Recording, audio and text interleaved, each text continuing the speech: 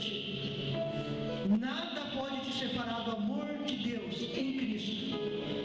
Se você está em Cristo, você está em Deus. E diz o texto: nenhuma outra criatura. Eu não sei se existe extraterrestre, se existe vida fora da terra. Não sei, não me interessa, não vai mudar nada na minha fé e na minha convicção. Mas se existe, nem essas outras criaturas não pode me separar do amor de Deus, porque Ele é o Criador de todas as coisas. Amém? Por isso que eu disse: diga uma pessoa que Jesus te ama. Esse é o verdadeiro amor.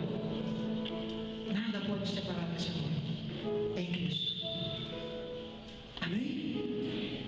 Então fecha teus olhos. Dê a mão para a pessoa que está ao seu lado. Não feche os corredores, tem irmãos chegando ainda. O amor de Deus está aqui. Jesus te ama. Jesus te ama. Essa frase mudou a minha vida. Fez com que eu buscasse a Deus. O amor dele está aqui nesta noite. Deixa Ele tocar a tua vida. Comece a orar, comece a agradecer por esse amor incondicional. Ele te amou primeiro. Ele primeiro foi para a cruz, para depois perguntar se tu ia querer aceitar. Ele primeiro morreu, pagou a dívida. Oh, agradece. Faz ouvir a tua voz nessa noite, nesse lugar. Deixa Deus ouvir a tua voz. Ele ama ouvir a tua voz. Abre a tua boca. Comece a agradecer. Diz obrigado, Senhor. Diga em voz alta essa noite. Diz obrigado, Senhor, pelo teu amor. Obrigado, Senhor, porque eu posso dar a mão do meu irmão nesta noite.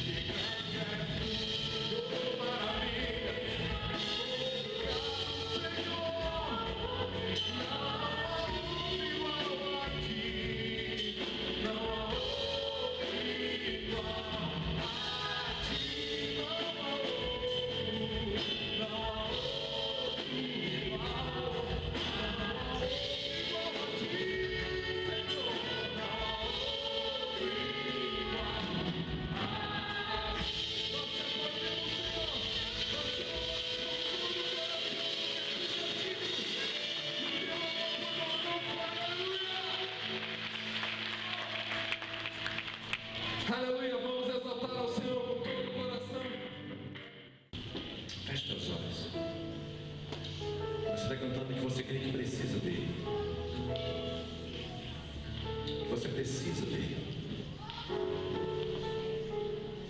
Feche teus olhos.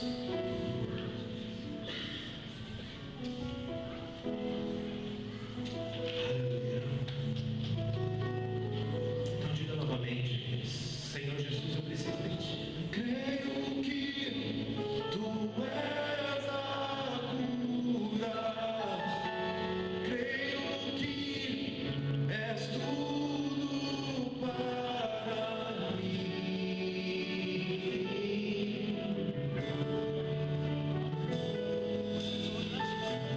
Creio que tu és a vida. Creio que não há outro igual a ti. Jesus, eu preciso de ti. Aleluia. Diga mais uma vez: eu creio. Creio que tu és a cura. Creio que és tudo para mim.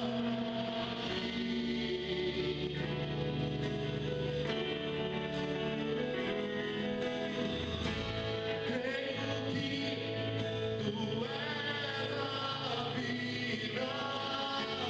Creio que não há outro igual a ti. Jesus, eu preciso de ti. Nós estamos dizendo nessa noite, Senhor Jesus, que não há outro igual a ti. E estamos dizendo que precisamos de ti. Quando nós expressamos dependência, Senhor, nós vamos contra a natureza humana, que quer ser independente. Pedimos nessa noite: Jesus, fala conosco. Ministra, Senhor Jesus, no poder do Espírito Santo. Deus, Espírito Santo, ministra os nossos corações. Abre os nossos entendimentos, abre o meu entendimento e o entendimento dos meus irmãos nessa noite, para compreendermos pela Tua palavra mais daquilo que Tu espera de nós e daquilo que Tu fizeste por nós. Não queremos, como já falamos alguns domingos atrás, ser ouvintes negligentes, somente ouvir e não prestar atenção. Nós queremos entender o que estamos ouvindo. Nós queremos compreender. Por isso, Pai, eu levanto agora contra todo principado e potestade, contra toda oposição do diabo, contra toda a obra das trevas, em nome de Jesus. E declaro falidos agora os intentos de Satanás contra o Teu povo, Jesus. Toda atadura mental cai por terra agora. Toda atadura mental, todo atraso, toda, Senhor Jesus, dispersão, cai por terra agora. Toda falta de entendimento, de concentração, cai por terra agora, Pai, em nome de Jesus. Ministra os nossos corações neste que é um dia especialíssimo. Não há outro dia igual a esse, Deus. Domingo, quando nos reunimos aqui como família da fé, te louvamos e te agradecemos por isso, em nome de Jesus. Amém? Aplauda forte ao Rei dos Reis, Senhor dos Senhores.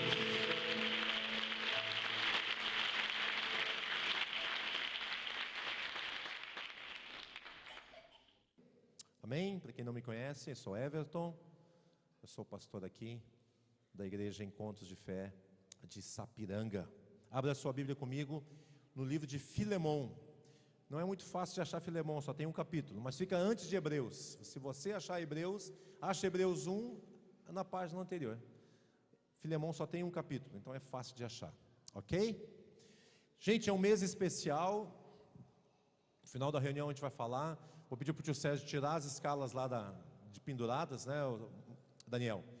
E depois põe uma mesa lá atrás. As escalas estão dependuradas. Nós estamos o mês todo jejuando e orando. Comecei na quinta, sexta, sábado. Cada dia tem um grupo de irmãos na quinta-feira já fizemos o desafio, vamos até o dia 31 de agosto, todos os dias. Um grupo de irmãos estará jejuando e orando pela igreja, pelos perdidos, pela cura dos enfermos, pela libertação dos cativos. Amém? No final da reunião vamos falar mais sobre isso. Filemão só tem um capítulo, então versículo 4 até o 7. Nós vamos mexer um pouquinho na Bíblia hoje, vamos falar sobre esse assunto que é muito importante na vida de todo aquele que quer conhecer a Cristo. Dou graças a meu Deus, lembrando-me sempre de ti nas minhas orações.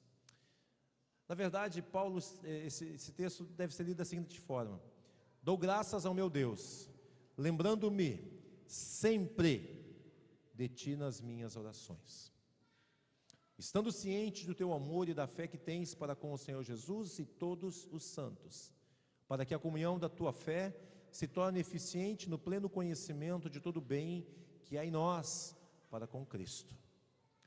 Pois, irmão, tive grande alegria e conforto no teu amor, porquanto o coração dos santos tem sido reanimado por teu intermédio.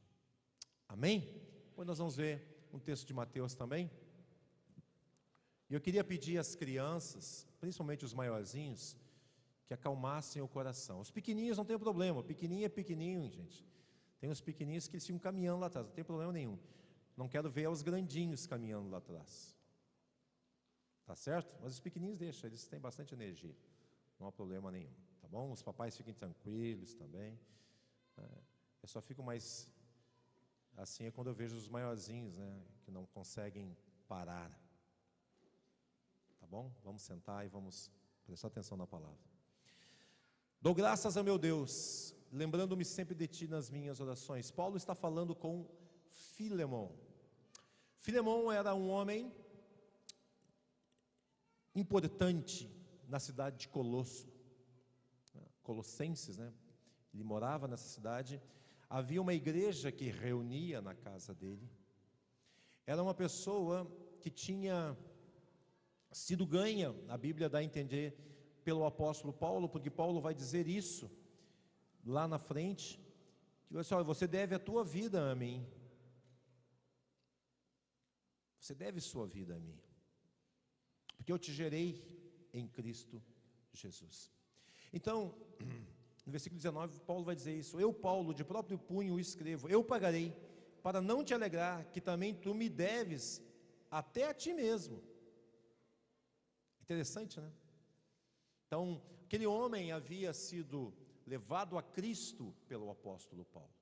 E Paulo escreve essa carta, é uma das cartas pessoais mais belas do Novo Testamento, para tratar de um assunto muito importante no relacionamento cristão. Paulo escreve essa carta a Filemão, alguém que ele ganhou para Cristo, para falar com Filemão, para aceitar de volta um escravo que havia fugido, chamado Onésimo. E Onésimo não queria voltar, ele conhece Paulo em Roma. Paulo o ganha para Cristo, Paulo leva o evangelho, e Paulo fala: olha, tu tem que voltar para o teu amo. Eu não vou entrar aqui na questão da escravidão, não é o nosso objetivo, não estamos estudando a carta de Filemão. Nós estamos vendo relacionamento cristão, depois nós vamos ver Mateus capítulo 7. E no relacionamento que nós temos com as pessoas, Onésimo era um escravo, Filemão era um homem de posses, de dinheiro, de posição social elevada na cidade de Colossos. Paulo era um apóstolo, escreveu essa carta quando esteve preso. Então há três pessoas diferentes: um apóstolo preso, um escravo fugitivo e um homem da igreja convertido, e convertido mesmo, mas numa cultura onde a escravidão era até aceita. Não que o cristianismo aceitasse a escravidão, mas na cultura greco-romana, a cultura daquela época, a escravidão era aceita. A lei de Moisés fala sobre escravidão, sobre o escravo dentro de casa. Mas o meu objetivo nesta noite é lá no versículo 7, quando diz: pois, irmão, tive grande alegria e conforto no teu amor. Eu tenho pensado sobre isso, queridos. A nossa função hoje, estava conversando com alguns irmãos agora, e eu vou pregar, tem 2 assuntos que eu quero falar. Um deles é o culto. Domingo que vem nós vamos ter uma celebração para os pais, eu vou orar, quero convidar os pais, eu vou orar, impor as mãos, abençoar os pais. E aí no outro domingo, a gente deve falar sobre o culto. Porque eu fico perguntando, será que as pessoas entendem o que elas vêm fazer aqui domingo à noite, quinta à noite? Será que compreendemos o que é o culto, o que ele significa, o que é cultuar a Deus? Por que nos reunimos? Então eu quero tratar esse assunto neste mês ainda. Amém? Amém? Então, nesse contexto, queridos, eu fico pensando, será que nós entendemos quando Paulo, ele escrevendo a um homem, ele diz: tive grande alegria e conforto no teu amor. Será que nós já entendemos que Deus nos tirou da escravidão do pecado? Nós somos tirados de um mundo de pecado, restaurados, regenerados em Cristo Jesus, para vivermos uma vida aqui na terra.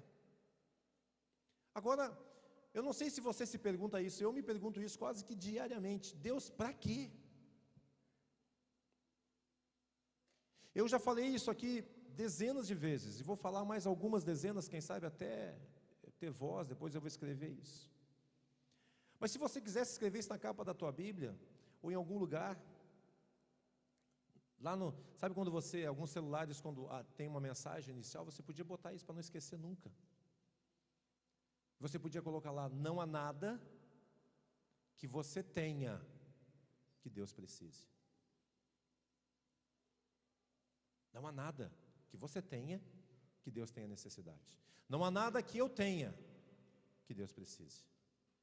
Ah, Deus precisa de mim.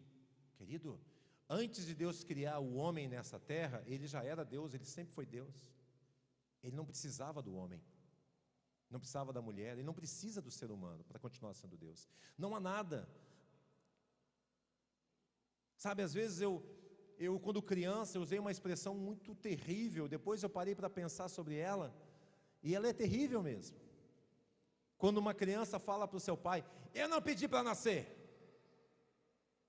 É uma expressão de puro egoísmo. Você não pediu para nascer mesmo, mas o fato de você ter nascido é uma dádiva divina. Você é presente de Deus para os seus pais. E alguém pode pensar: mas meu pai me abandonou, minha mãe me abandonou, eu fui criado por um tio, pelo avô, fui criado num orfanato, quer dizer, meu pai mesmo não me quis. A Bíblia fala ainda que a mãe esquece do filho que amamenta. Eu não me esquecerei de ti, diz o Senhor. Os pais e mães neste mundo, eles cometem erros, mas não significa que a sua vida não seja preciosa. Não significa que você não seja amado, que Deus não te ame. Então, a minha palavra foi: não há nada que você tenha, do que você seja, que Deus necessite. E isso torna a tua vida ainda mais importante. Porque Deus, não precisando nem de mim, nem de ti, Ele nos quer com Ele. Não é porque Ele precise, é porque Ele nos quer com Ele. Você acha que eu preciso dos meus filhos para viver? Não, eu vivia antes deles nascerem. Eu não preciso deles para viver, mas eu quero, porque eu os gerei, eu os amo, e eu quero vê-los bem. E eu procuro fazer o que está ao meu alcance para vê-los bem. Emocionalmente, espiritualmente, materialmente. Eu não preciso deles. Eu não preciso, gente. Tem pai e mãe que pode ficar escandalizado. Eu estou sendo racional, eu não estou sendo emocional. Eu estou te mostrando uma realidade racional. Eu não preciso, você não precisa dos teus filhos. Pastor, mas eu não vivo sem eles. Exatamente. Você não precisa deles, mas eles são algo tão precioso que saíram de dentro de ti. Tu gerou, tu trocou fralda, tu cuidou, passou noite em claro. Cuidou da febre, cuidou quando estava lá com brotoeja, cuidou quando estava com sapinho, cuidou quando estava com cólica. Desde que eles nasceram, você não sabe o que é dormir uma noite inteira sem ficar preocupado com eles. Não é verdade? Eu já estou conseguindo, graças a Deus, aleluia. Eles vão crescendo, né? Filho criado, trabalho dobrado, mentira do diabo. É que a geração passada acreditou nisso e se perdeu na educação dos seus filhos.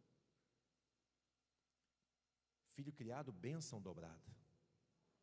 Se você os instruir, andando na presença de Deus. Pastor, eu criei meus filhos na igreja. É esse o problema. Você não tem que criar teus filhos na igreja, tu tem que criar teus filhos para Cristo. Claro que trazê-los à igreja faz parte do processo de criação. Mas criar teus filhos em Deus e para Deus. Não criar os teus filhos na igreja. Vamos para a igreja, vamos para a igreja, vamos para a igreja, tem que ir para a igreja.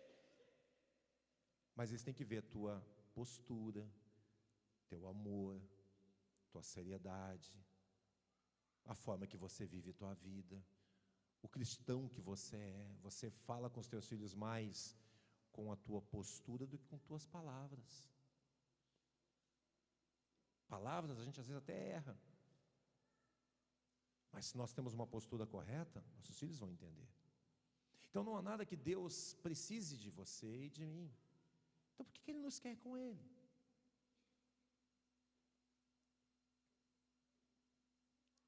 Essa semana eu estava ouvindo, tem tocado muito na 90.3, uma música do Lázaro, de uns 8 anos atrás, eu acho, né? A segunda parte da música eu não gosto muito, né? Ela sempre dá uma escorregada, mas a primeira é legal, né? Por que me amas, por que me queres tanto assim? Por que me resgatou? Por que me trouxe aqui? Por que me queres, Deus, junto de ti?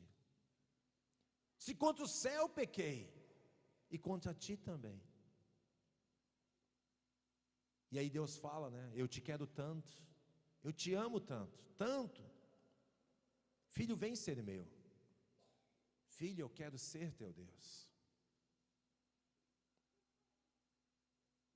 Esse amor de Deus é que te atraiu a Ele. Você não tem que ter medo dEle. Você tem que saber que Ele te ama. E aí Deus te salvou, te colocou aqui na terra, em comunhão dentro da igreja, e aí você lê um texto como esse: pois, irmão, tive grande alegria e conforto no teu amor. Minha pergunta para você, meu assunto nessa noite com você é um só: comunhão entre os irmãos.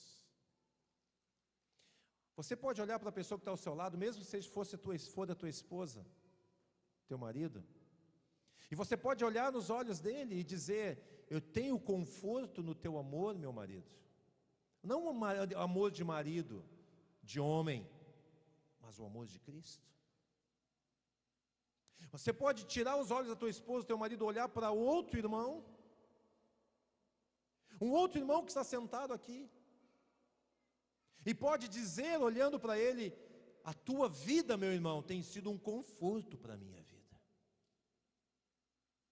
O teu testemunho cristão, a tua compreensão, a tua companhia, as tuas palavras, a tua vida tem sido um conforto para a minha vida, porque quando eu estou mal, quando eu estou passando por um momento difícil na minha vida, tu vens e me dá uma palavra, ou me vem na mente a lembrança da tua vida, e a tua vida me conforta. Porque o que o diabo vai querer trazer à tua memória é aquele irmãozinho que o testemunho dele é negativo, ele só dá, sabe, só dá bola fora, só bate na trave. É aquele testemunho que não edifica. É aquele irmão que está sempre com problema. E é interessante que parece que aquele que está sempre mal é aquele que está sempre em evidência. E é aquele que nós mais lembramos quando estamos na luta. Quando eu tenho os meus desafios ministeriais como pastor, e todos os homens e mulheres de Deus estão numa posição de liderança, quanto maior essa é a posição, maior é a pressão e a luta. Quando eu era mais novo, às vezes quando eu passava por um momento difícil, o que eu lembrava? Fulano caiu, fulano pecou, fulano isso, aquele me traiu, aquele me abandonou no momento que eu mais precisava. Até que um dia Deus falou: Everton, tira os teus olhos desse povo, desses que negaram a fé, que não perseveraram, que não venceram as lutas. Everton, coloca os teus olhos no fulano, no ciclano, no beltrano, tanto historicamente, por isso que eu gosto muito de biografias, por isso que eu gosto de história. A história me anima, a história da igreja me ajuda. Quando eu olho para trás e vejo homens e mulheres corajosos, quando eu olho para o hoje, e eu vejo homens e mulheres corajosos que estão dedicando suas vidas para pregar o Evangelho, dando suas vidas, renunciando conforto, renunciando lazer, renunciando os prazeres transitórios do pecado para pregar o Evangelho a outros. Quando eu olho para os primeiros apóstolos, os primeiros discípulos, quando eu olho para heróis da fé, eu não vou citar nomes aqui, daqui a pouco eu vou citando, alguns sabem do que se trata, outros não, então, mas a história da igreja está recheada de testemunhos belíssimos, de pessoas corajosas. Paloma me mandou uma mensagem, eu mandei uma mensagem para ela ontem, aí, como é que está a primeira semana de missionária? Disse: pastor, está uma bênção, legal. Meu dia de folga é no sábado, ela está dizendo. E no domingo, pastor, nós estamos indo, uma equipe, para um bairro, para ajudar uma pequena igreja.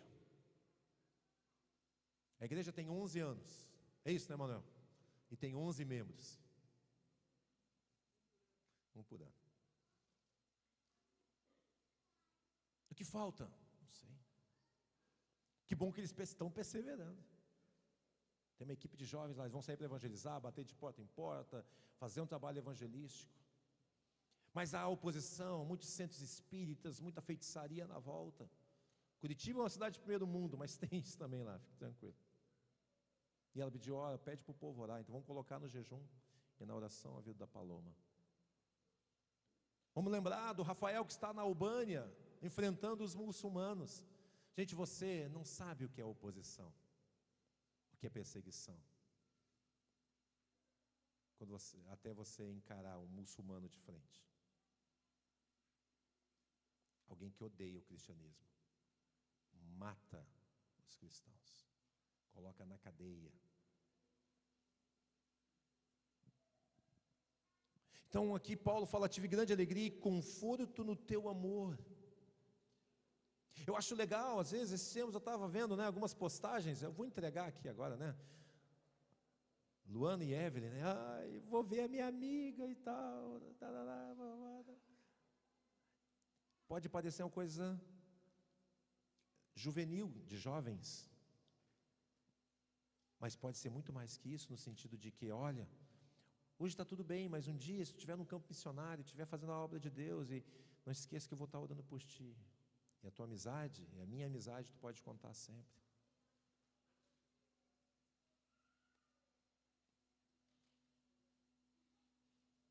Às vezes eu fico olhando, né, os jovens, o relacionamento que eles têm, de amizade, de companheirismo,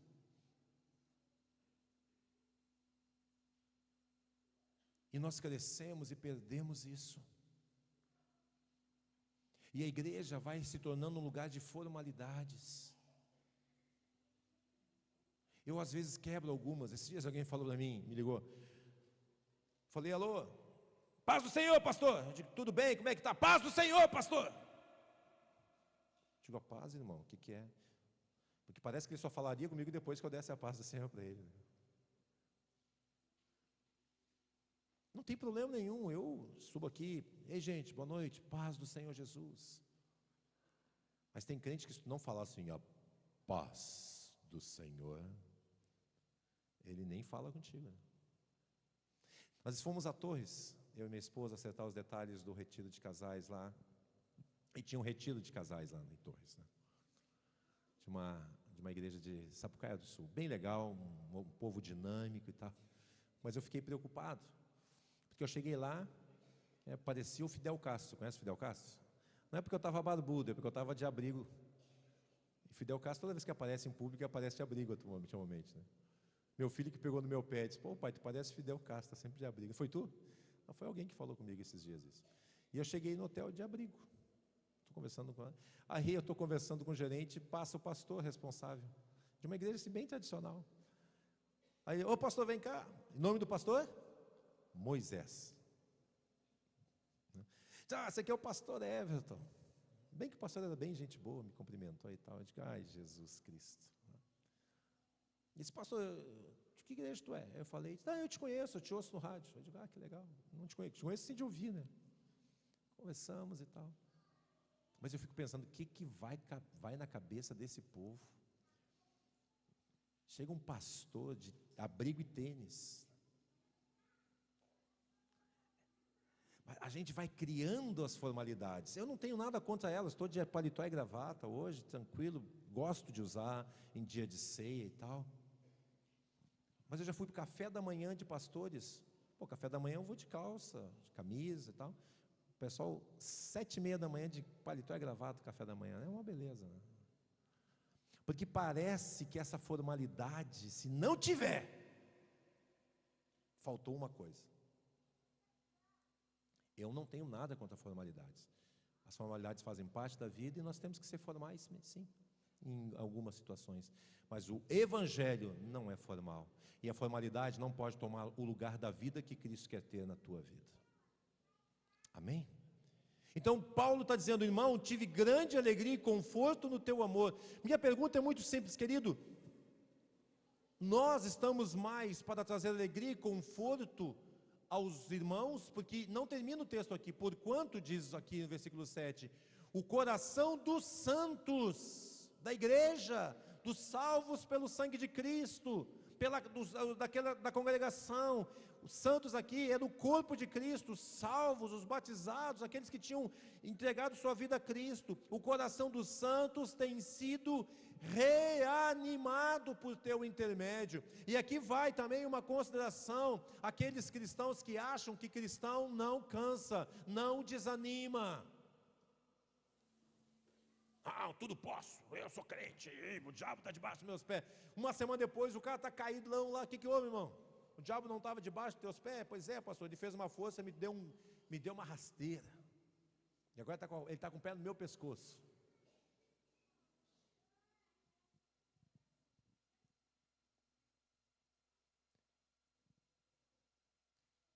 Crente cansa, querido. Não está escrito aqui? O coração dos santos tem sido reanimado. Jesus não fala em Mateus 11:28, vinde a mim os cansados e sobrecarregados, e eu vos aliviarei? Isaías não nos diz, faz forte ao cansado, renova as forças àquele que não tem nenhum vigor. Os jovens se cansam e se fadigam, os moços de exaustos caem, mas os que esperam no Senhor, renovam as suas forças, sobem com asas como águias, correm, e aí sim, em Cristo não se cansam, caminham e não se fadigam na vida espiritual, mas enquanto você viver nessa terra, você vai cansar. Cheguei quinta-feira aqui, estava conversando com o irmão ali, ele olhou para mim: o que tu tem, pastor? Eu disse: não, irmão, está tudo tranquilo. Eu disse: não, pastor, não está legal. Eu disse: não, irmão, estou bem. Ele olhou nos meus olhos: tu está cansado, né? Eu disse: estou. Isso, estou. Pastor, precisa descansar. Precisa descansar. Eu digo: irmão, precisar, a gente precisa, né? O negócio é a gente achar um tempo para fazer isso. Mas ele tinha razão, e ele tem razão. Eu canso, você cansa. Da rotina, do dia a dia, das dificuldades, dos desafios. Nosso corpo, você deita e não dorme, porque a tua mente não para de trabalhar. Você tem uma série de decisões para tomar, uma série de situações na tua vida que muitas vezes não depende de ti para resolver. E aí você tem que crer que Deus está contigo, que o Senhor Jesus vai te dar uma orientação. Eu oro, Senhor, eu tenho que tomar uma decisão, eu não sei o que fazer. Deus, está na tua mão. Eu fico agitado. Você acha que não? Eu fico. Eu fico agitado. Tem os desafios que eu tenho na vida. Mas aqui fala que alguém, uma circunstância, mas principalmente os cristãos, um homem de Deus, uma mulher de Deus, alguém que nasceu de novo, ele tem que ser o quê? Instrumento para confortar o seu irmão. Marque aí Filemon e vá comigo a Mateus 7. Mas ao invés de nós confortarmos o nosso irmão, a gente julga o irmão, mata o irmão, depois quer ressuscitar o irmão, não. Como dizia minha avó, mata e depois chora no velório. Com essa expressão, os mais antigos acho que vão lembrar, né? Mateus capítulo 7. Paulo vem pregando o sermão da montanha, Jesus vem pregando o sermão da montanha, começou lá em Mateus capítulo 5, vem falando 5, capítulo 6, e aí que chega no capítulo 7, ele diz o seguinte: não julgueis, para que não sejais julgados, pelo contrário, pois com o critério com que julgardes, sereis julgados, e com a medida com que tiverdes medido, vos medirão também. Por que vês tu o argueiro no olho do teu irmão, porém não reparas na trave que está no teu próprio? Ou como dirás a teu irmão, deixa-me tirar o argueiro do teu olho, quando tens a trave no teu? Hipócrita, tira primeiro a trave do teu olho, então verás claramente para tirar o argueiro do olho do teu irmão. Que coisa diferente, você abre Filemão e Paulo está dizendo, fui grandemente confortado pela tua vida, e a igreja tem sido confortada pelo teu testemunho. E aí nós vemos Jesus dizendo, olha gente, a comunhão, e você tem que entender todo o contexto do Sermão da Montanha, bem-aventurados, e ele começa dessa forma, ele vem falando sobre oração, sobre esmola, sobre adultério, sobre assassinato, sobre o que foi dito, o que está escrito. E aí ele vem falando, e aqui no capítulo 7, então ele começa dizendo, olha, uma coisa que você tem que entender, que você não foi chamado para julgar as pessoas ou os erros delas. Não que erros não devam ser vistos, não devam ser tratados, porque quando a gente fala sobre isso, as pessoas falam assim, não, então ninguém pode julgar ninguém. Não, gente, a Bíblia fala, e nós temos que entender esse equilíbrio bíblico. Lá em 1 Coríntios 6, a Bíblia vai nos dizer que nós temos que julgar situações dentro da igreja, assim. Tem situações, o irmão foi flagrado em pecado, ele vai ter que ser tratado para a cura, não tratado para matar ele. Uma irmã está vivendo uma vida que não condiz com o evangelho, ela precisa ser tratada. Um jovem está andando fora do padrão que um jovem deve andar, a igreja deve tratá-lo, deve chamá-lo, deve dizer, olha jovem, você está vivendo errado, tua atitude não é coerente, você está vivendo fora de um padrão bíblico, e como pastor eu tenho que te dizer, olha, você precisa mudar a tua atitude, tu precisa mudar a tua vida, porque senão você vai colher coisas ruins lá na frente. Não é para apoiar o erro, gente, não é para apoiar o pecado, não é para encobrir o pecado, mas também não é para descobrir o pecado do irmão para todo mundo ficar sabendo, é para tratar.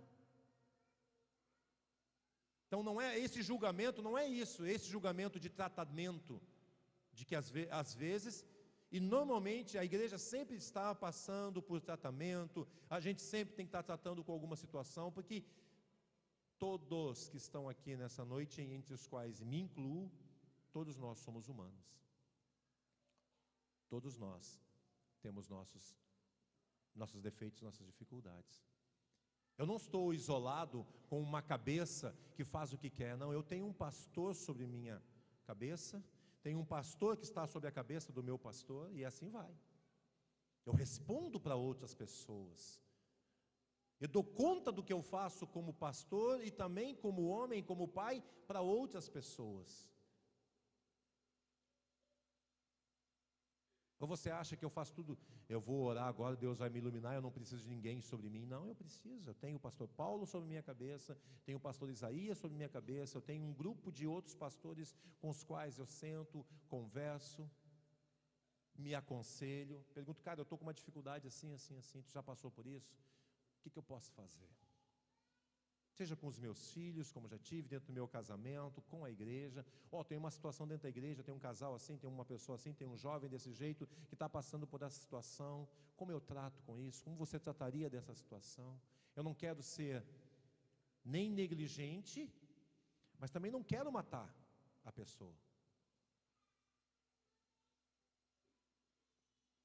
E eu creio que isso é a vida que Paulo está falando para Filemão. Tive grande alegria. Grande alegria. Filemão, eu tenho grande alegria contigo.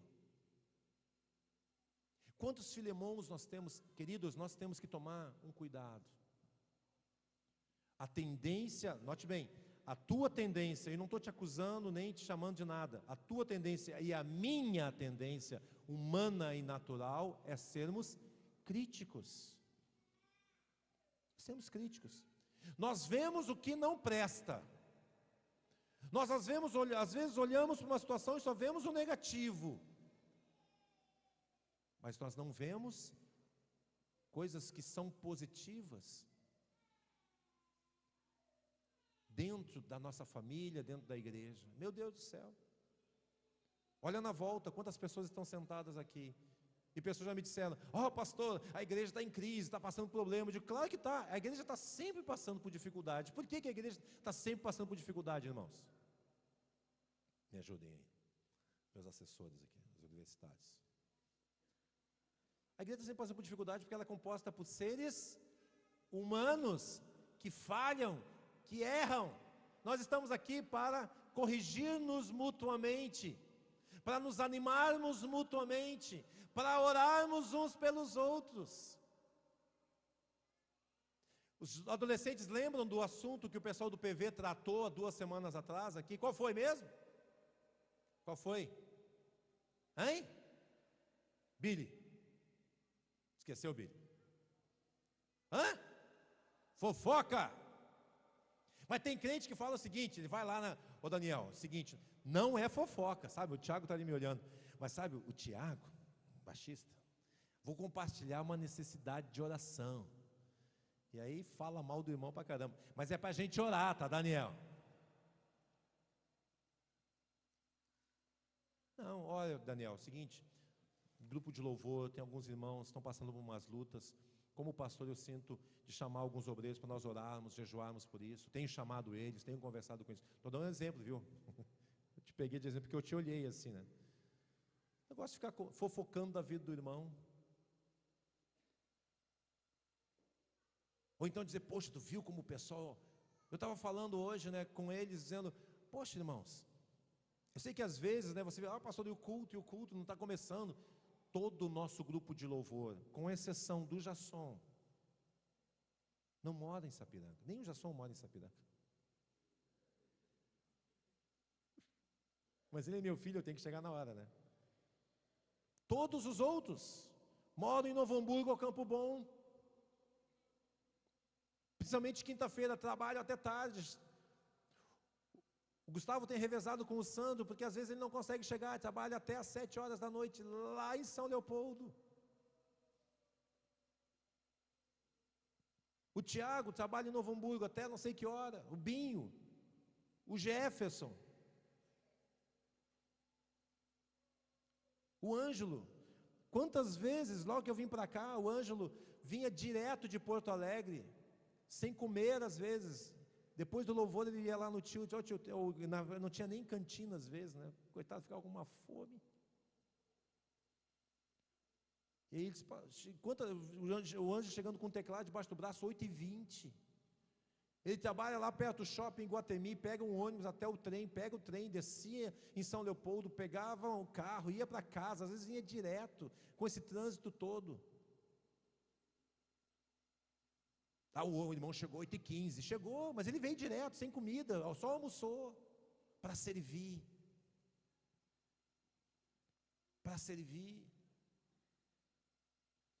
Não adianta você ficar criticando, porque isso, porque aquilo, porque os músicos, glória a Deus por eles, os irmãos que estão lá na recepção, quem sabe deixou parente em casa, teve que sair mais cedo de uma visita, ou o que seja.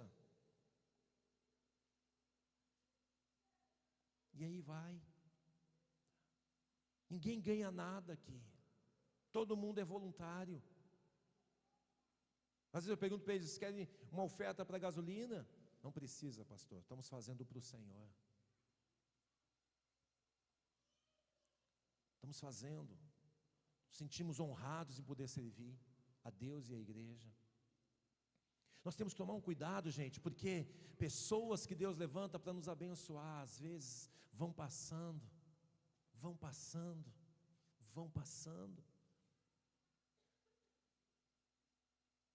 E nós nem falamos, que quando nos referimos ou falamos, às vezes é uma questão negativa, uma crítica.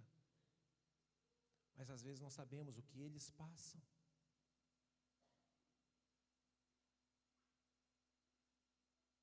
O que eles passam para fazer a obra, para servir, para tocar, para pregar, para fazer uma visita.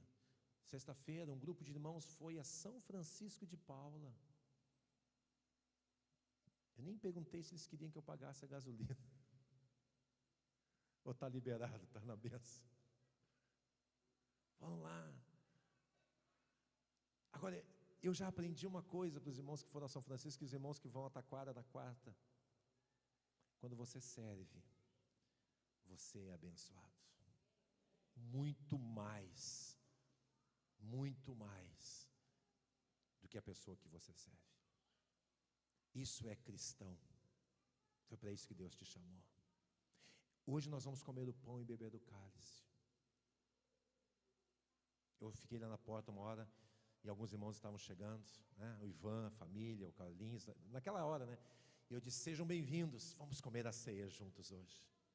Não sei se eles entenderam o que eu quis dizer, mas eu estou muito empolgado.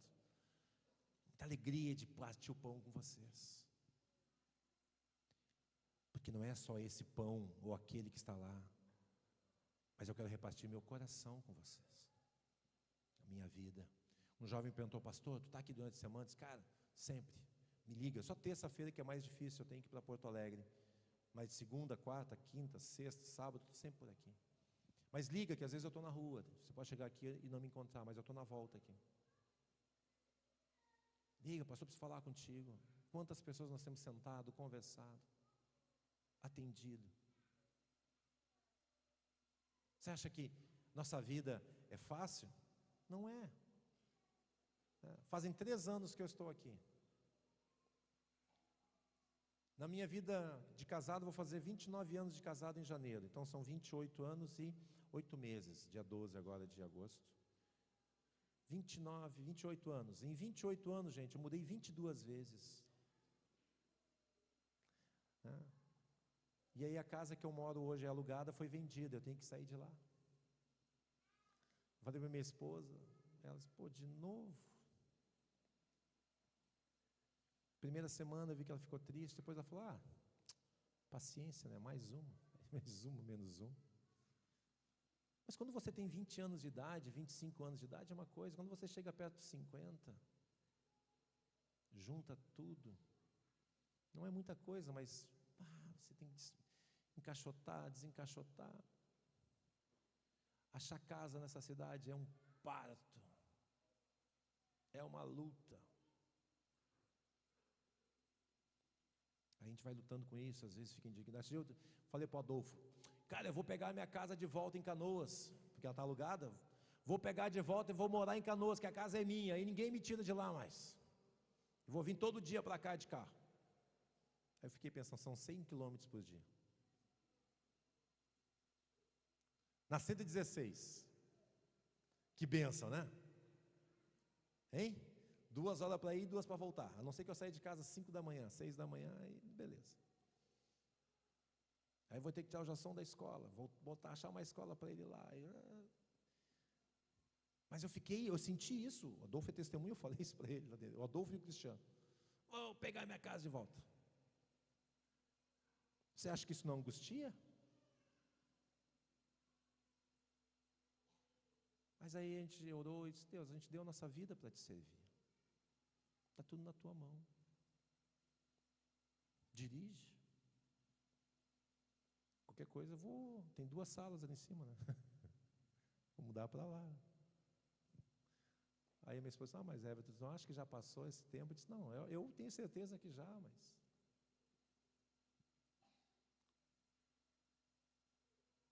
E aí, aqui fala que Jesus está dizendo, para de julgar teu irmão, olha, trave e argueiro. Trave é um negócio grande, argueiro é um negócio pequeno. Às vezes tu está com um baita de um problema no teu olho, um baita negócio atravancando tua visão, a tua visão está torcida, é isso que Jesus está querendo dizer. E você fala, se a tua visão está torta, se o teu coração está torto, ela vai influenciar a tua visão e você vai julgar de uma forma errada. Então primeiro conserta teu coração em Cristo Jesus. Primeiro vê se aquilo que você vai falar é baseado em amor, em edificação, se realmente vai fazer diferença na vida do irmão, se realmente vai edificar o irmão. É isso que é tirar o argueiro do teu olho, a trave do teu olho. Às vezes você quer ajudar o irmão, mas a tua vida está quebrada também. E aí você fala que está ajudando, mas na verdade você está afundando, pisando em cima, sabe? Apertando mais para baixo ainda. Oprimindo mais. Somos diferentes, irmãos. Fisicamente nós somos diferentes. Emocionalmente nós somos diferentes. Às vezes as pessoas falam, pastor, mas tu não sente isso, meu marido não sente isso, mas teu marido é diferente de mim. Mas tua esposa, mas a tua esposa, irmão, é diferente da minha. Mas teus filhos, mas meus filhos são diferentes dos teus. Nós somos diferentes, nós reagimos de uma forma diferente. Lá em casa, se meus filhos têm algum problema, assim, quando eles eram pequenos, caíam, cortavam alguma coisa, ou davam um problema de saúde, minha esposa, ela entrava em crise, ela ficava assim agitada, eu, calma. Alguém tem que ter sangue frio nesse momento, né? Para cuidar, para fazer alguma coisa. Um dia, o jovem engoliu uma moeda. Vai casar agora, né? Parece que foi ontem. Lá em Campo Grande, eu só vi minha esposa dar um grito, vem cá! Já era de noite, eu pulei da cama, corri lá, olhei para o Joab, e o Joab... E eu digo, Deus, o que houve? Eu olhei do lado da cama dele umas moedinhas, eu digo, segura, engoliu uma moeda. Aí eu peguei ele, era pequeno, e comecei a sacudir, virei de ponta cabeça, sacudi de ponta cabeça. E o guri começou, como aquela anedota, começou a ficar roxo, né? E ele começou a sufocar, e eu comecei a chorar, a clamar, e assustado também, minha esposa no desespero do lado. Eu virei de costa e dei um tapa nas costas, dei um mais forte, ainda só quebra uma costela, mas a moeda sai. Aí quando bati mais forte, aquela moeda caiu, fez aquele barulhinho de cair no piso, né? E ele voltou a respirar, e eu também.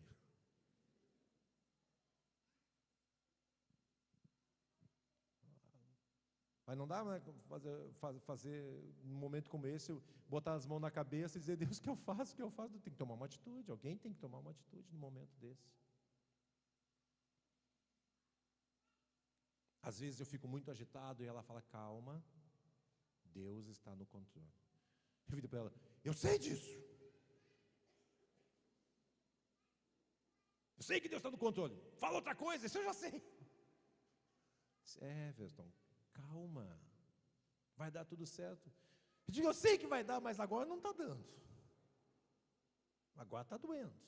Agora eu estou incomodado, agora eu estou ficando irritado com essa situação, já estou ficando indignado com esse negócio. Ele disse, Everton, lembra do Jasson, pai, calma o teu coração.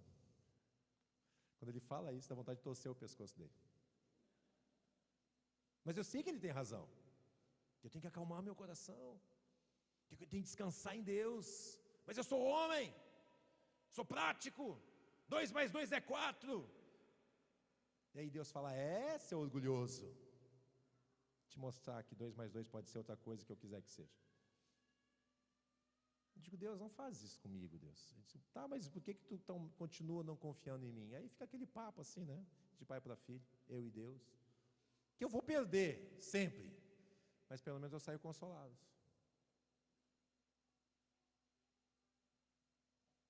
Nós queremos ter controle sobre todas as coisas e não conseguimos. Então eu queria, gente, de todo o meu coração, eu queria que você decorasse esse versículo. Escrevesse ele nessa semana, em algum lugar, e orasse e dissesse, Deus, Filemão 7, Tive grande alegria e conforto no teu amor, porquanto o coração dos santos tem sido reanimado por teu intermédio. E que você orasse junto comigo, dizendo: Senhor, me faz ser um Filemon. Que eu seja um homem, uma mulher, um jovem, uma criança, um idoso, que conforte a igreja, que conforte o irmão, que anime o irmão. Quando chegar uma palavra, uma fofoca, alguma coisa no teu ouvido, você fala: irmão, vamos orar por isso então. Se você acha que está tão ruim, está tão errado, está tão sério, vamos orar. Vamos orar pelo pastor, vamos orar pelo grupo de louvor, vamos orar pela família tal, vamos orar por essa situação que você acha que está errada. Porque quando você toma uma atitude mais radical, você está dizendo: eu sou superior, comigo isso não acontece.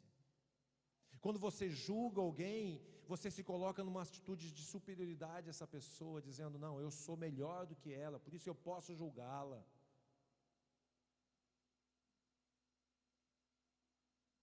Uma vez um pastor mais jovem que eu estava passando por uma dificuldade com os meus filhos, principalmente com o mais velho. E eu fui conversar com ele, e ele disse para mim: não, mas é assim, assim, assim, assim. Eu disse: cara, quantos anos teus filhos têm? Eram crianças, tinham acho que 5, 6, 7 anos de idade. Eu digo: o meu tem 15 ou 17. Isso que tu está me falando, eu sei.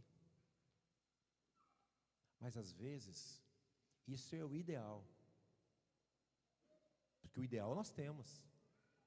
Pessoas vêm falar comigo sobre casamento, eu sei o que é o casamento ideal. Mas nem sempre o ideal é aquilo que é possível. Isso é o ideal que tu está me falando. E tomara que tu tenha sucesso onde eu não estou tendo agora. Mas os teus filhos vão crescer. Em outras palavras, tu não está me ajudando muito. Porque tu não tem a vivência para me ajudar nessa área. Tu tem a teoria eu também tenho. A teoria eu tenho, gente.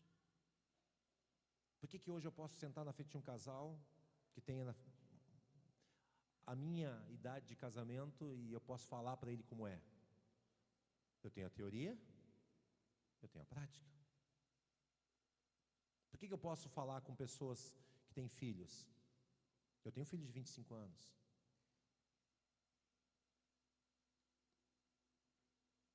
Eu posso dizer para ele como é, na teoria e na prática. Quando eu sento com pessoas, com outros pastores, eu estou no ministério desde 1985, dezembro de 85, final do ano, vou fazer 28 anos de tempo integral. Eu já vi muita coisa, já passei por muita coisa. Eu tenho a teoria, mas tenho a vivência. E, diante de tudo que eu estou te dizendo, uma coisa que eu aprendi há muitos anos atrás, é que eu precisava viver isso. Ser motivo de alegria e conforto para os meus irmãos, mesmo quando eu tivesse que sofrer o dano. E eu quero te dizer, eu já sofri dano físico, já sofri dano espiritual, já sofri dano emocional, já sofri dano familiar e já sofri dano financeiro na minha caminhada com Cristo.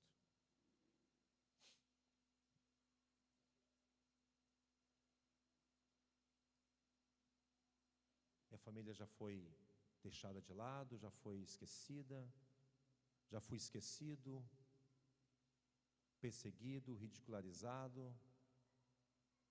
Eu já estava conversando com umas pessoas, hoje é mais tranquilo, mas há 20 anos atrás, filho de pastor, quem é crente há mais de 20 anos, os irmãos vão lembrar disso.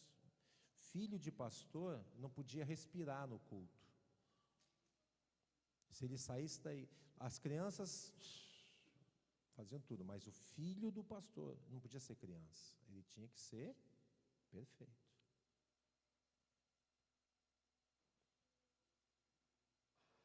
Ele tinha que ser perfeito.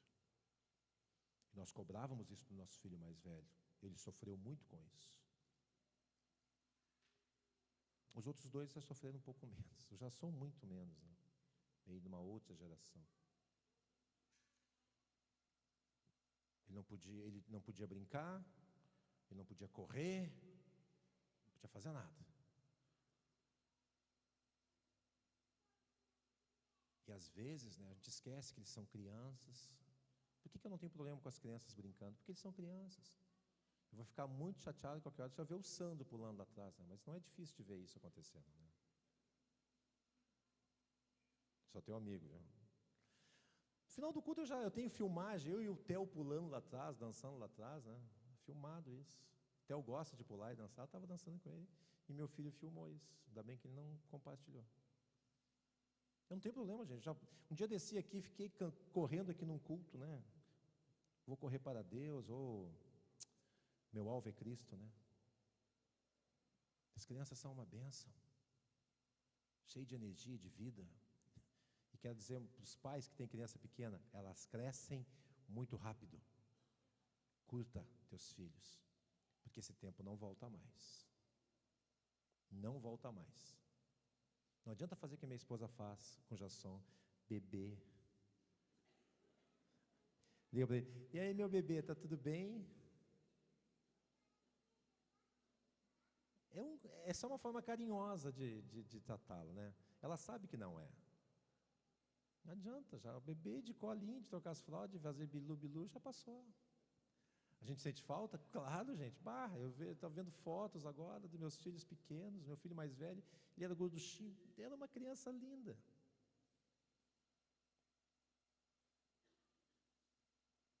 Mas eles crescem. E nessa minha caminhada, uma coisa que eu sempre pedi a Deus, Deus, eu quero viver isso. Não estou dizendo que eu vivo, que eu sou perfeito, nada disso. Mas a minha oração é essa. Deus, não me deixe ser pedra de tropeço na vida dos meus irmãos. Não me deixe. Não me deixe. Eu já tratei mal pessoas. E sempre que Deus me mostra, às vezes é automático, eu faço e logo em seguida vem, eu errei. De lá dizer, irmão, me perdoa, eu errei contigo. Eu não fui bênção na tua vida. Eu não fui bênção na tua vida. E Paulo escreve a Filemão, eu queria receber essa carta. Um dia na minha vida. Irmão, tive grande alegria e conforto no teu amor, porquanto o coração dos santos tem sido reanimado por teu intermédio. Eu luto para isso, para que a minha vida possa reanimar a tua vida sempre. Mas isso não é prerrogativa de um pastor, isso é prerrogativa, Paulo está escrevendo para um membro do corpo de Cristo. Essa carta qualquer um de vocês deveria receber, se você estiver vivendo isso, estiver sendo bênção, animando, reanimando aqueles que estão caídos ou desanimados. Vamos ficar de pé, em nome de Jesus. Em seguida,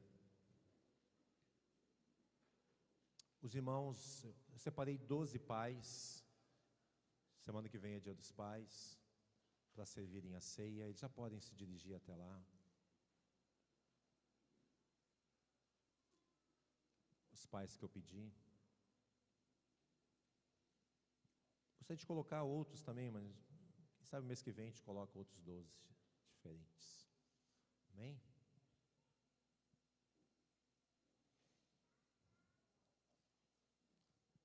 Pastor Isaías, pastor Cristo, trataram muito sobre ceia na última sexta-feira, não sei se você ouviu, a 97.9, cuidado, né? Eu botei lá no 97.9 para ver o que estava rodando. Meu Deus! Que coisa horrível. Há umas músicas que eu vou te contar, né? De Jesus Cristo, né? Então, esqueça 97.9, ela não existe mais, amém? 90.3, das 8 da manhã ao meio-dia, os programas pastorais, das 11 a 1, toda segunda-feira eu estou junto com o pastor Antônio fazendo o programa das 11 até a meia-noite, da meia-noite a 1, os irmãos de Caxias do Sul. E de manhã, então, os programas do pastor Cristiano, pastor Paulo Ganza, pastor Isaías, amém, queridos? E eles falaram muito sobre ceia. As pessoas não vão tomar ceia porque eu estou em pecado. discutir com a minha esposa antes de vir para o culto. Isso é motivo para não tomar ceia? Não, pastor, eu vou me santificar primeiro. Sabe quando isso vai acontecer? Nunca. Quem santifica é o Espírito Santo. E a ceia é para aqueles que entendem que são pecadores e que precisam do perdão de Deus. Só existe uma pessoa que não deveria tomar a ceia. Aquela pessoa que está vivendo numa prática de pecado e não quer largar. Não quer abandonar. Essa, eu te diria, não coma do pão e não beba do cálice. Se você está vivendo errado, uma prática errada de vida, e você não quer abandonar isso, então não coma do pão e não beba do cálice. Agora, se você pecou, e o Espírito Santo está te mostrando, você pecou contra o irmão, o Espírito Santo está te mostrando, eu quero te dizer, querido, nessa noite, peça perdão agora, creia no sangue de Cristo, coma do pão e beba do cálice, pela fé em nome de Jesus. Amém? Amém? Baixe tua cabeça, feche teus olhos.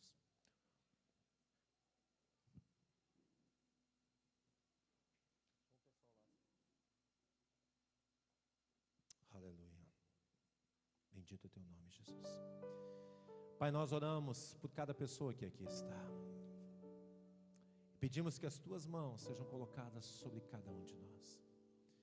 Viemos essa noite para comermos juntos do pão e bebermos do cálice.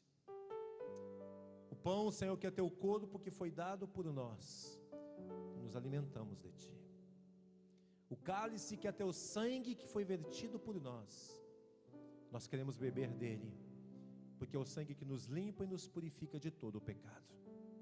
Senhor, nós como povo no deserto, estamos saindo para uma caminhada cada dia, como o povo de Israel caminhou.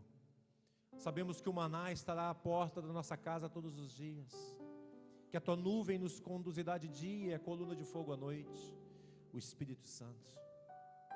O Senhor suprirá em Cristo todas as nossas necessidades, mas precisamos estar alimentados para esta caminhada, e precisamos estar alimentados para essa jornada, Deus. Por isso, em nome de Jesus, prepara-nos agora, perdoa-nos, purifica-nos. Consagramos a Ti, Senhor, o pão e o cálice, que são o Teu corpo e o Teu sangue. Teu corpo e o Teu sangue, que foi entregue na cruz por nós. Nos alimentamos de Ti, Senhor, para a caminhada que temos esse mês de agosto, em nome de Jesus. Amém. Eu acredito que é mais fácil a gente passar com os elementos sentados. Então, sente, os irmãos vão passar com o cálice, em seguida um pão, em seguida nós vamos passar com o cálice. Pegue o pão e espere até que todos sejam servidos, irmãos. Amém? Até que todos sejam servidos, depois nós comemos todos juntos. Você que tem criança, pegue o pão para o teu filho. E todo dia de ceia, preste atenção. Todo dia de ceia, você que tem criança pequena, antes de vir para o culto, fale para o filho: nós vamos para o culto hoje, e hoje é Santa Ceia. A Santa Ceia, meu filho, significa isso, isso, isso, isso. Papai ou mamãe vão pegar o pão, e eles vão te dar o pão à noite, porque a família participa da ceia junto. Então, quando passar o pão, o papai vai pegar e vai te dar. Se teu filho já é um pouquinho maior, deixa que ele pegue, não há problema nenhum. Mas se você não fez isso antes de vir para o culto, faça quando você voltar para casa. Filho, você sabe o que você fez? Você entende o que é a ceia? Papai vai te ensinar então. Mamãe vai te ensinar. Ah, pastor, já falei. Fale 2, 10, 20, 30, fale 12 vezes por ano, 10 anos, 20 anos, não importa. Todo mês fale com ele, desde pequenininho, o que é o pão, o que é o cálice. Senão ele vai achar que, cuidado, hein, que você está comendo aí não é somente pão, é muito mais do que isso. Está lembrando, fazendo isso em memória de Cristo, lembrando do sacrifício dele pelos teus pecados na cruz do Calvário. Você está se alimentando dele. Então não trate o pão e nem o cálice de qualquer jeito. Amém? Trate com reverência, com temor. Coma sabendo o que você está fazendo. Em nome de Jesus. Amém, queridos?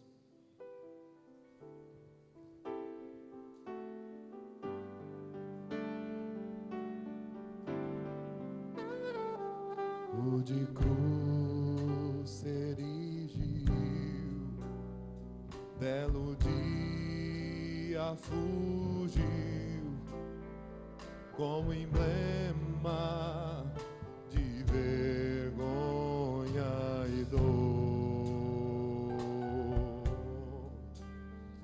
Mas contempla essa cruz, porque nela Jesus deu a vida por mim, pecador.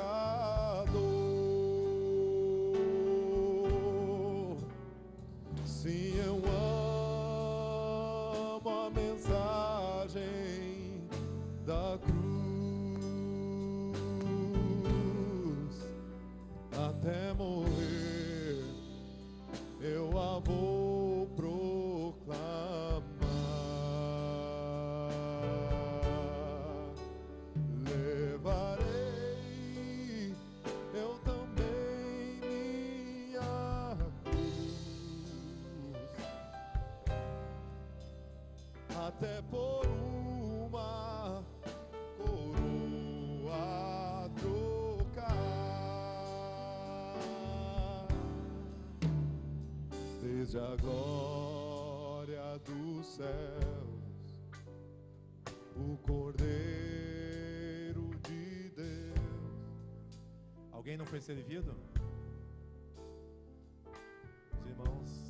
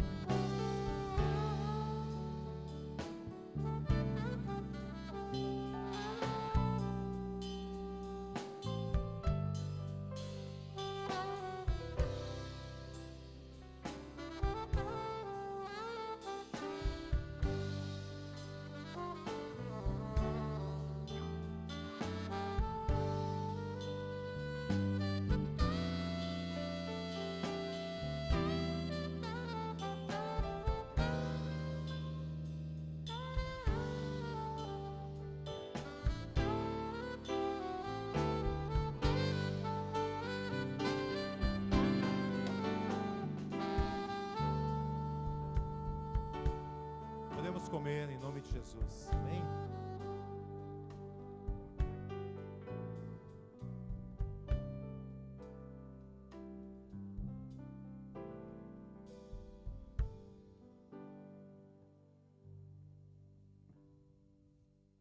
Aleluia. Nós vamos passar o cálice agora. Ao receber, você pode beber, mas não coloque vazio na bandeja, ok? Depois tem uma turma que passa e recolhe. Estão acostumados, treinados para isso, né? Amém? Logo após a ceia, eu queria te pedir que você não saísse. Você percebeu que nós não ministramos, ainda não demos os avisos. Você recebeu um pequeno, a nossa agenda do mês aqui, ó. Guarde, eu vou fazer menor, mais barato inclusive, mas nós não vamos abrir mão daquele folheto colorido, só que aquele folheto colorido vai ser para evangelismo. Estamos montando uma liderança e também um grupo de evangelismo, já tem uns jovens que saibam evangelizar uma vez por mês. Guarde isso para você saber de todos os eventos que vamos ter. Pode ir passando com o cálice, ok? Então não saia, nós vamos consagrar os nossos dízimos, as nossas ofertas e vamos passar também os nossos avisos, ok? Desde a glória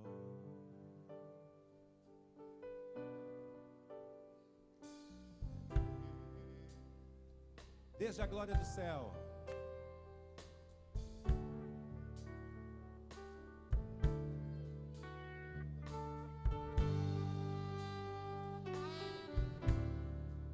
Desde a glória,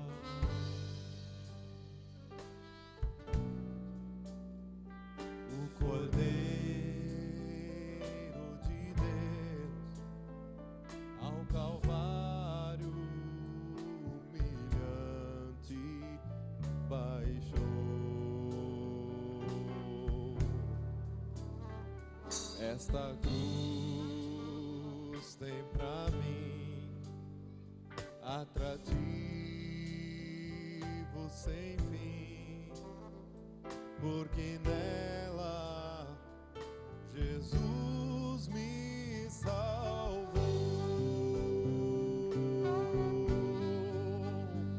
Sim, eu amo a mensagem da cruz,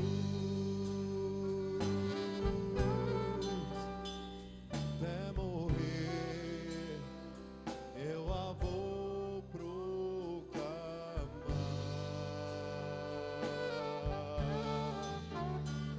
Levarei eu também minha cruz, até por uma coroa trocar. Nessa cruz padeceu e por mim já morreu, meu Jesus, para dar-me perdão. Eu me alegro na cruz, dela vem graça e luz para minha santificação.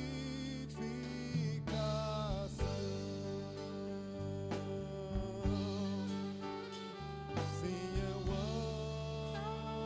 amo a mensagem da cruz, até morrer